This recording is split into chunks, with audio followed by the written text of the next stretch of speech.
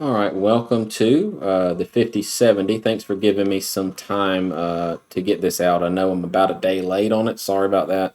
But as you can see, we're using a 9800X3D, so I actually have a brand new test bench we're going to be using moving forward with all of these videos. And that'll give us a little bit better CPU for some of the lower resolutions that we test. That way we're not held back by that 14900K, which can happen at 1080p and sometimes 1440p, not necessarily at 4K, but either way, I don't want any sort of issues with the CPU on my testing. So as you can see here, we are at low DLAA, so no upscaling, no frame gen, just native DLAA, and we are rocking 8.2 gigs of allocation. And I'm kind of worried about this card because it has 12 gigs of VRAM, and we are on the low setting. And as you can remember on our 5060 Ti video, which I'll link up here now, we spilled over what would be 12 gigs. We spilled into 13, 14. So I'm hoping that the bus width maybe helps us out on this card. Maybe. We'll see. But I'm hopeful we don't have any VRAM spill at 4K. So, all right, let's just jump in and let's see what we got here. So we are on the low preset now, and as you can see, all this, we don't have any sort of upscaling, no frame gen, nothing like that. All this is on 4K, so just wanted to get you guys in the know there. All right, so that jumped us up from low 8 to almost 9 gigs of allocation, and yeah, for the most part, we're looking good on our FPS. I'm just worried about that VRAM when we go up to some more of these settings. So this is kind of like a test area that I've cleared out. That's why there's no enemies or anything like that. But, this game does run exceptionally well. As you can see, our textures have a lot to be desired on this lower setting. All right, so let's just jump over to high, and let's see what that does. So we're just going to go to high setting, and yeah, let's just jump over to it. All right, so we're at 70 FPS still with 9.5 gigs of allocation. So really it looks like the better bus width on the 5070, even though it has 12 gigs of VRAM, does in fact manage that VRAM a lot better because it's got a much wider bus width. So just keep that in mind. We are well under our 12. We might be just fine. So on the 5060 Ti, we were using 13, 14 gigs of VRAM, but that's probably due to that smaller 128-bit bus. Just, slowing things down and making it, stack up more VRAM usage. So, yeah, that's a pretty cool thing to see here. So I'm just kind of hopeful if we jump over into graphics here and go to very high. So again, we are on DLSS 4 with DLAA, no upscaling, and no frame gen. So look at there, we are at 10.6, 10.7. So we are actually not spilling over, and we're managing all of our memory very well. Even the system RAM is low comparative to some other games. So this game runs exceptionally well. We're over 60 FPS here at native, and yeah, we're not doing any kind of frame gen or anything. So let's kick on some frame gen. And then we're going to go through some of the frame gen on and off DLSS settings. So let's just get a number for what the frame generation can do for us. This again is 2x. We're going to go 2x here. That gets us to 98 FPS. Now, one thing that to note whenever you do kick on that frame generation, it's gonna use some VRAM. So if we start getting closer to that VRAM usage limit, right now we're using 10.7, it's allocating 11. I'm seeing that shared VRAM go up a little bit. We're at the 434 megabytes, still nothing crazy, but our system RAM went up. So that tells me that that actually is spilling a little bit just by using some of that frame generation. So even though we get a little bit better performance, we are still at risk, and I'm noticing some stutters.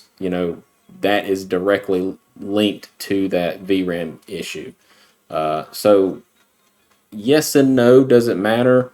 Yes, in this case it does. I mean, we're going to use some quality DLSS to get that VRAM usage down, but we're seeing a bunch of stutters because we're using system RAM, which is far slower than VRAM. So just something to note. This is probably not a setting you would necessarily run. You would probably kick on quality DLSS anyway. So, you know, I just want to see what it does whenever we turn on some more of this frame generation. Now, I have noticed that frame generation, for the most part, once you have it on, it's just on. You know, and yeah, I mean, there's our VRAM actually got some weird numbers here, but it did seem to use a little bit more of our system RAM, and we're still spilling over. You know, that number should not be moving that much. And as you can see, it kind of coincides with a little bit of stuttering and, you know, that kind of thing. So we are running into a VRAM issue on this card when you implement frame generation, which is kind of like a nice thing about NVIDIA cards. It's like the thing that they scream from the rooftops about. And if you don't have the VRAM to use it, then does it really make a difference? It seems like we're going to have to use quality DLSS just to be able to then use VRAM to do that frame generation. We're going to have to free up VRAM with quality DLSS or DLSS in general, and then we're going to have to use some of that VRAM that we saved. Man, this is very stuttery. In order to frame generate. So, I mean, really, and then of course, the frame generation is not like the best at reporting. So some of these, you know, I mean, 180 FPS with stutters, I'll take 60 smooth any day. But yeah, so we're at 23 gigs of system RAM, so we're absolutely spilling over. So what it's doing is it's hitting that 12 and then backing down to give it to give itself a little bit of breathing room. That way, if assets load in suddenly, it'll have a little bit extra. And it's dumping things right now that it's not necessarily needing to recall immediately into the system RAM. So that's kind of what those numbers are telling me. Yeah, these stutters are rough, man. All right, so let's turn on some quality DLSS.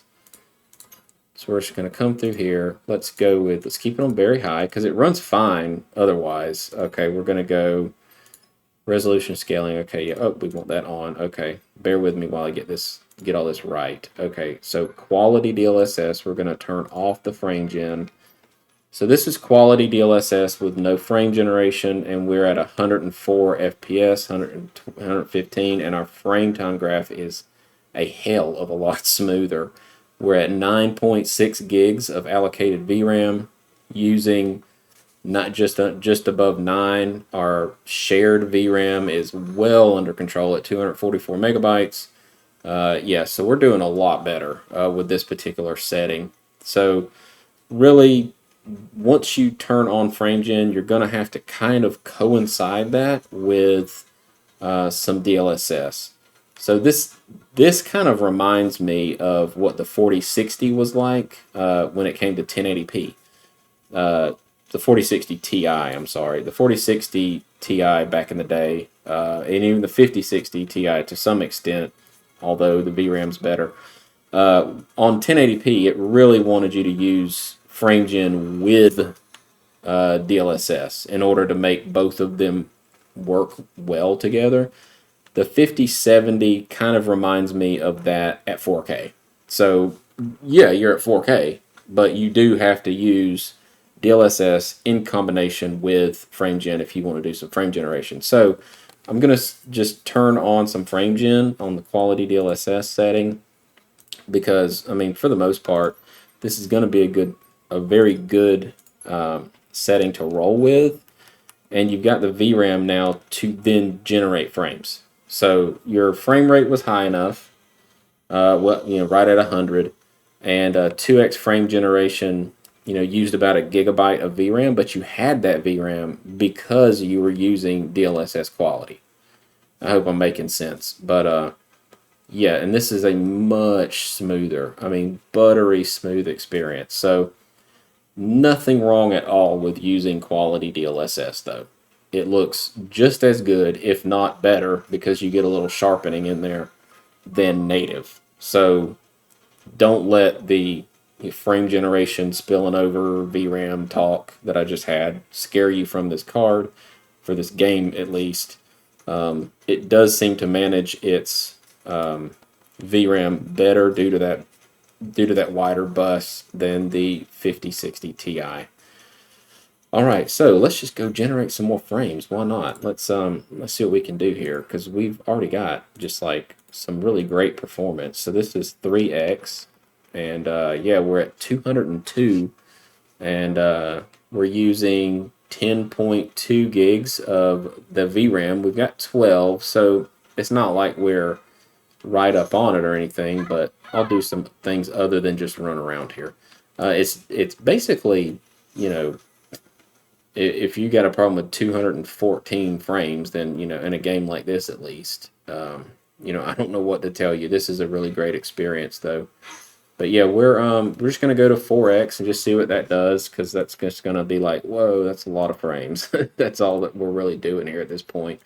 All right, so 4x frame gen, and you know, if you want to run this game with a 5070, you can get 250 FPS with quality DLSS and 4x frame generation, and stay under that 12 gigs of VRAM. Now, would I like to have more VRAM on this card? Yes, absolutely. 18 gigs would have been better.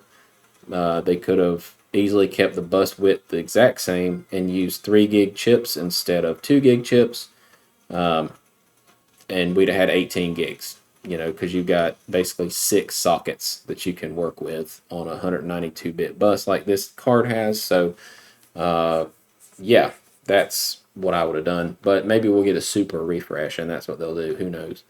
All right, so, but 250, 240 FPS, that's nothing to really have, like, too much of a problem with. Now, you know, I could go through all these settings again, and you could absolutely sit here and watch me do this. So we're going to go to Balanced, and we're going to go off. So balanced with no frame gen, we are at 131 FPS, still sharp, still looks really good, and that's going to give you a little bit of a break on that VRAM versus quality. Now you're going to get a really big break when you go to performance. So balanced, you know, at, let's see, balanced at 4x. So let's see, where's the, there we go. I had to wake up that section. All right, so, you know, balanced at 4x frame generation. I'm just going to do the 4x for now because it doesn't look like it uses much more VRAM at all. That'll give you 100 or 264 with 10 gigs of allocated VRAM. And yeah, let's just go over to the next setting here. So we're going to go here. We're going to go to performance, which I really advocate for performance on 4K because you're upscaling from 1080p, and it does a really good job going from 1080p to 4K. Ultra performance is 720p to 4K, which is oftentimes too much of a stretch, even for, you know, the best GPUs on the planet. You're asking it to do a lot of work with very little information. But 130 FPS with no frame gen, you know, is nothing to scoff at either. And we're at 9.2 gigs of allocated VRAM here. And let's just kick on some 4x frame gen, and we can wrap this video up because it's a pretty good performing game. And I just really, you know, wanted to see what that VRAM would do, because that's just going to give us you know, damn near 300, well, yep, 300, there we go, 300 FPS, using 10 gigs of that VRAM, with 9.6 used, and 10, you know, of course, allocated. But yeah, this game's going to run fine. You know, if you haven't watched my other videos, if you're new here, please subscribe, but, you know, check out all my other videos. I've got playlists set up for every 50 series card that's out other than the 8 gig models. I'm still on the fence if I'm going to get the 5060 8 gig.